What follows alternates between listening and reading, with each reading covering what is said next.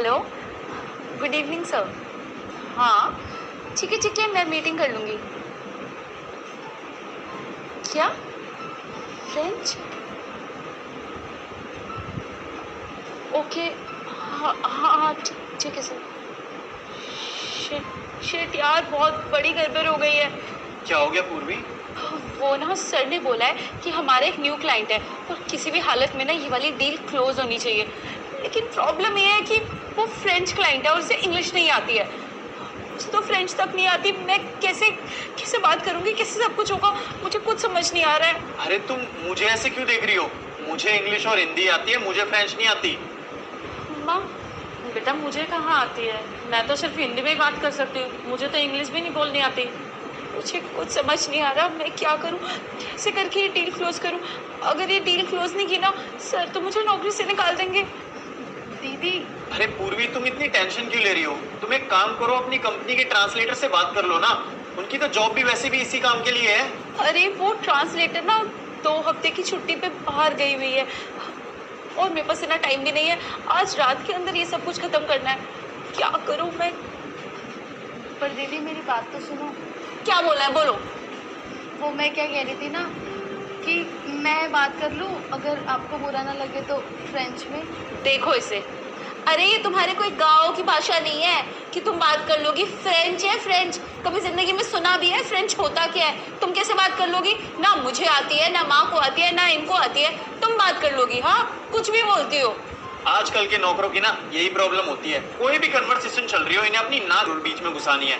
अबे बेवकूफ लड़की, तुझे पता भी है यहाँ कौन सी भाषा की बात हो रही है? फ्रेंच भाषा की। फ्रांस में गई है कभी? वहां बोलते हैं मुझे नहीं आती, इसे नहीं आती, किसी को नहीं आती। तू आ गई मुंह उठा के कि फ्रेंच बोलेगी।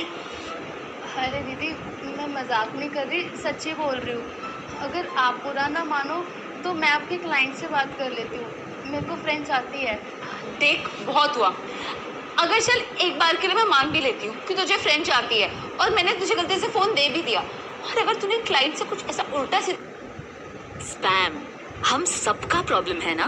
पर जिस वक्त वो कॉल या एसएमएस आए और कुछ गलत हो जाए, उस वक्त हम अकेले हैं। नहीं, एयरटेल अब एआई की नौकरी चली गई तो उसकी जिम्मेदारी कौन लेगा, बता।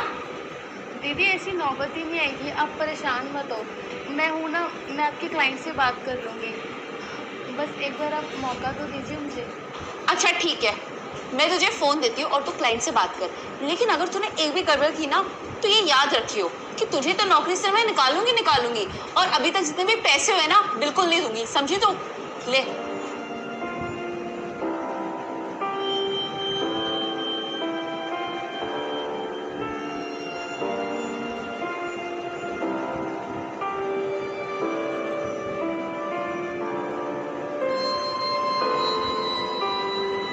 Okay, done.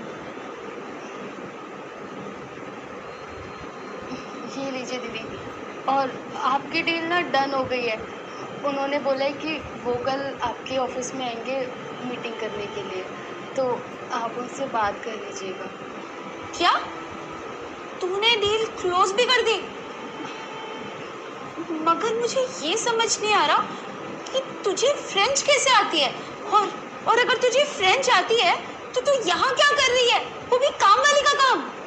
वो दीदी, मैंने ना फ्रेंच की क्लासेस ली हुई थी, तो बस वहीं से सीखा है सब कुछ, इसलिए मुझे फ्रेंच आती है। मजबूरी तो हम समझते हैं, लेकिन इतनी अच्छी फ्रेंच आने के बावजूद भी तुम यहाँ पर ये झाड़ू पोछे का काम कर रही हो। तुम्हें तो किसी भी कंपनी में आराम से जॉब मिल सकती है।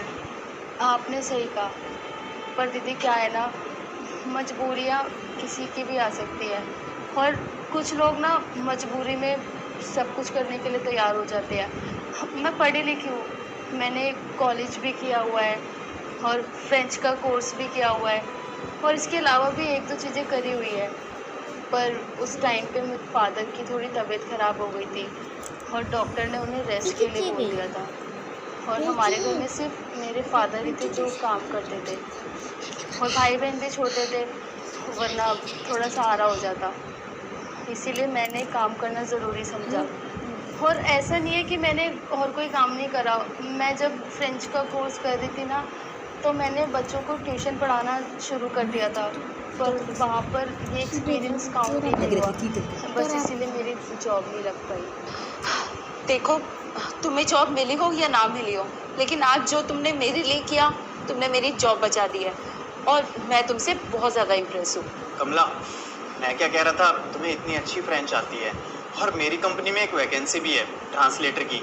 तुम मुझे अपना रेज्यूम दे देना, मैं तुम्हें जॉब दे दूंगा।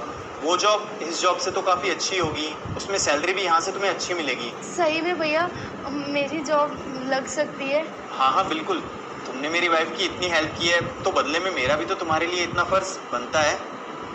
हाँ कमला, गौरव सही कह रहा है, तो इसकी कंपनी ज्वाइन कर ले।